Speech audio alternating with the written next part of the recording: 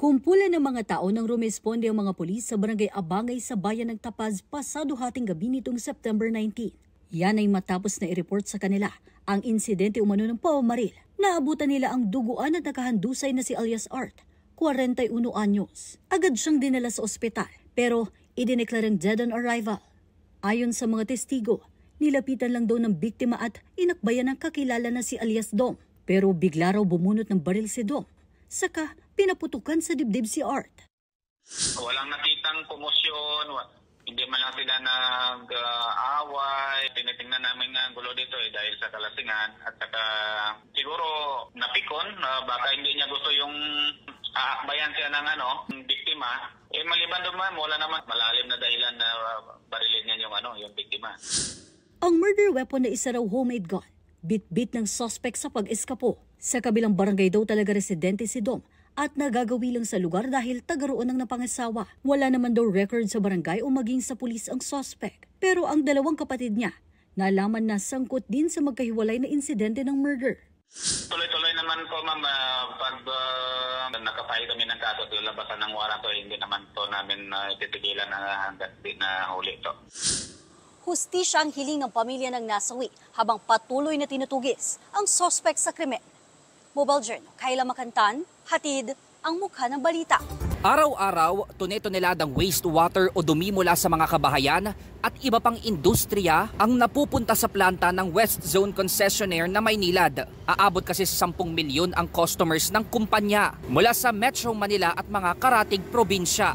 Kaya sa pakikipagtulungan ng Department of Science and Technology at ng balik scientist na si Dr. Mario Rebosura, ibinida ang isang teknolohiyang kayang gawing renewable energy ang mga naipong dumi mula sa tubig, na kung tawagin ay anaerobic digestion technology.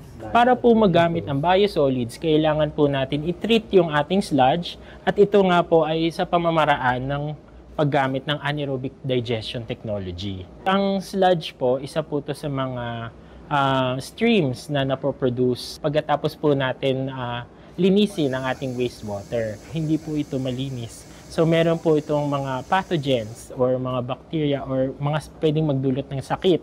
Sa tulong ng teknolohiyang ito, pwede raw palang makakuha ng renewable energy tulad ng methane sa maruming tubig na maaaring magamit para naman makalikha ng kuryente. Maaari rin daw mapakinabangan ang renewable methane para naman sa treatment process ng sludge na pwedeng magamit bilang fertilizer o pataba sa lupa. We've reviewed a lot of things that we can do with biosolids. Ito yung tinatawag nating sludge. Ito yung solid part ng pag-treat ng wastewater. Pwede pala natin itong gawan ng paraan para lalo pang mapadry and then ma-convert itong waste na to into an energy. Sa ngayon, meron ng isang planta sa Parañaque ang Maynilad na nakakapaglikha ng methane mula sa wastewater treatment nila, habang 4 na planta nila ang inaasahang gagamit na rin ito. Sa ngayon, papakinabangan muna nila ang nalilikhang methane para makatulong sa pagpapababa ng kanilang energy consumption. Sa tulong daw nito, maaring mapababa rin ang singil sa tubig dahil mababawasan na ang gastos ng Maynilad sa kanilang operasyon. Umaasa naman ng DOST na marami pang water utility companies na mag-a-adapt din sa ganitong teknolohiya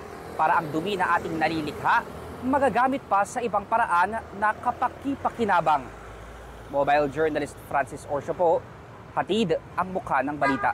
Ito ang Ramon o Resistivity Acquisition and Monitoring of the Underground. Ito ang master's thesis ng 24-year-old engineering graduate na si Joseph Aristotle De Leon mula De La Salle University. At tulad ng ibang imbensyon, nagsimula lang lahat sa curiosity. Hindi natin nakikita with our basic eyes or like naked eyes, pero maraming bagay na nangyayari sa ilalim na hindi natin napapansin pero nangyayari. Kabilang dito ang groundwater depletion o pagkaubos ng tubig sa ilalim ng lupa, polusyon o di kaya ay ang posibilidad ng landslide o sinkhole. Hindi natin agad-agad nakikita pero habang tumatagal, like before siya naging evidence sa surface, nagde-develop siya. Ang mga ganitong problema, maaaring ma-detect ng Ramon system. Yung Ramon gives a video, video or like a clear understanding kung anong meron sa ilalim. Isang compact device ang Ramon system. Nais rin kasing iwasan ni Joseph ang problema sa wiring na hindi tugma sa mga long-term monitoring setup sa urban areas tulad ng Metro Manila. Meron itong sensors at ang mga nadedetect sa ilalim ng lupa, makikita naman gamit ang computer software para ma-analyze. 1.5 taon ang itinagal sa pagbuo ng current prototype na mayroon si Joseph. Hanggang ngayon, pine-perfect pa rin niya ang disenyo ng Ramon sa laboratory. So hopefully sabihin natin mas na matapos siya, hopefully yung Ramon system would be installed sa Philippines natin first, hopefully. And be installed sa kada roads, sa open spaces, parking spots, sidewalks, and help us see what is underground, basically. Sabi nga nila, walang imposible sa siyensya basta't may curiosity at patience. Mobile Journal, Denise Valdesancho po, hatid ang mukha ng balita.